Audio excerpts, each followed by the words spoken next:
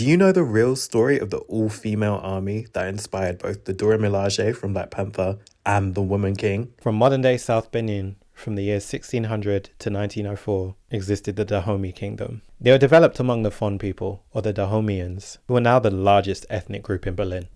In the 1700s, it expanded by conquering nearby cities, including Ouidah, which itself was a key city in its own empire. Ouidah was on the coast, which gave the Dahomeans a big advantage. You see, at this time, there was endless war across West Africa, with states fighting for control and safety, in the same way the rest of the world did and does across time. This constant warring, for Dahomey at least, had meant a complete decimation of their male population. This led the king to have to switch things up a little bit by recruiting women into the army. King Webaja, known as the first king of Dahomey, began by recruiting elephant hunters that already worked under him into his army.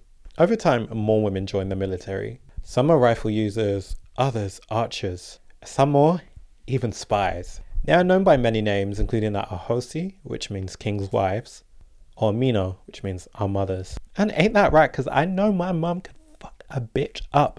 She be acting all cute like, but the way this woman swings the handbag, the way this woman throws her slipper, it's giving army material. They weren't allowed to marry or have children, and the work they did to be ready for the military was physically intensive and grueling.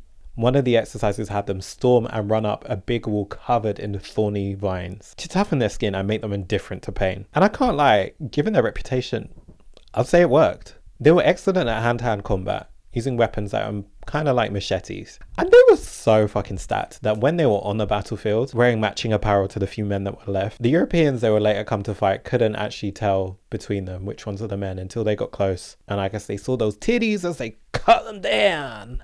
Speaking of the Europeans, who ended up giving them the nickname that a lot of them know them by, the Amazons, based off the amazing warriors of their legend, they also called them Black Sparta for their astounding military prowess. By the mid-1800s, there were around 3,000 of them, and they were superior to the men amongst their rank. Now, eventually, the Dahomey region was annexed by the French into French West Africa.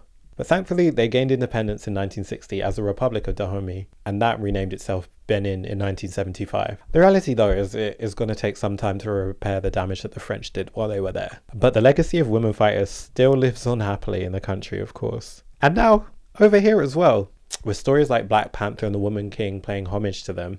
Their names will never be forgotten, and their ferocity, devotion to their king, and their amazing physiques, goddamn, will always be remembered.